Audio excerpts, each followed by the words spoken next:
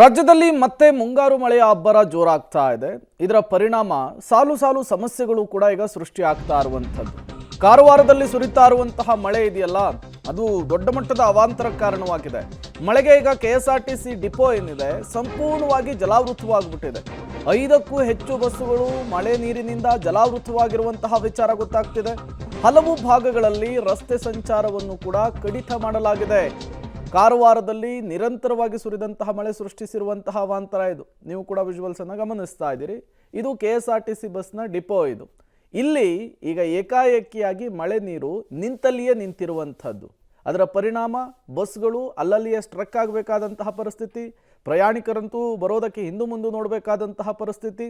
ಇನ್ನೂ 3 ರಿಂದ 4 ದಿನಗಳ ಕಾಲ ಇದೇ ರೀತಿ ಮಳೆ ಆಗುತ್ತಂತೆ. ಇದೇ ರೀತಿಯ ಅವಾಂತರಕ್ಕೆ ಕಾರವಾರ ಸಾಕ್ಷಿಯಾಗುವಂತಹ ಸಾಧ್ಯತೆ ಇದೆ. ನೋಡಿ ಬಸ್ಗಳು ಹೇಗೆ ನಿಂತಲ್ಲಿಯೇ ನಿಂತಿದ್ದಾವೆ ಅಂಥೇಳಿ. ಮತ್ತೊಂದು ಕಡೆ ಎಲ್ಲಿ ಕಣ್ಣಾಯಿಸಿದ್ರು ಕೂಡ ನಿಮಗೆ ಪ್ರಯಾಣಿಕರಂತೂ ಸಿಗೋದಕ್ಕೆ ಸಾಧ್ಯನೇ ಇಲ್ಲ.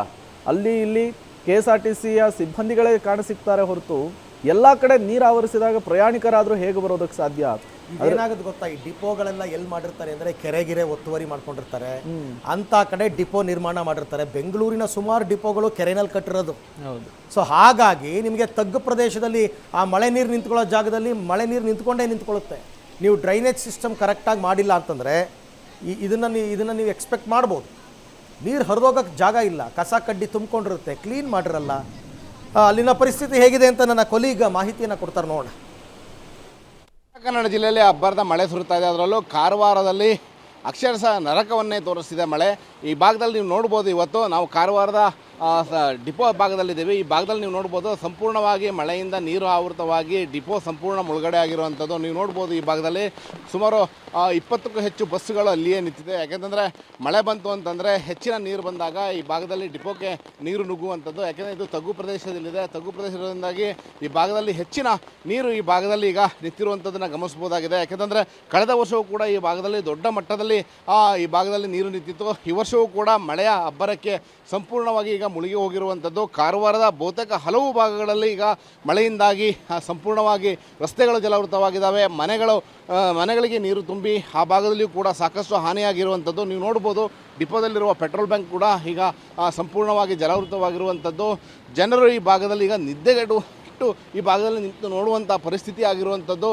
ಬೆಳಗಿನ ಜಾವ ಸುರಿದಂತಹ ಮಳೆ ಇಡೀ ಕಾರವಾರವನ್ನು ಅಕ್ಷರಶಃ ನರಕವನ್ನಾಗಿರಿಸಿರುವಂಥದ್ದು ನೀವು ನೋಡ್ಬೋದು. ಈ ಭಾಗದಲ್ಲಿ ವಾಹನಗಳು ಕೂಡ ಮುಳುಗಿ ನಿಂತಿರುವಂಥದ್ದು, ಬಸ್ಸುಗಳು ಮುಳುಗಿ ನಿಂತಿದ್ದಾವೆ.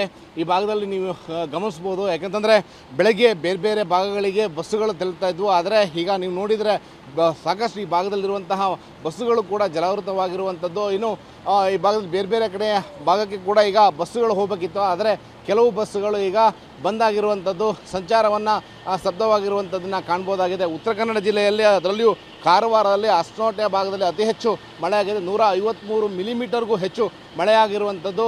ಹಲವು ಭಾಗದಲ್ಲಿ ರಸ್ತೆಗಳು ಸಂಪೂರ್ಣವಾಗಿ ಜಲಾವೃತವಾಗಿದ್ದಾವೆ.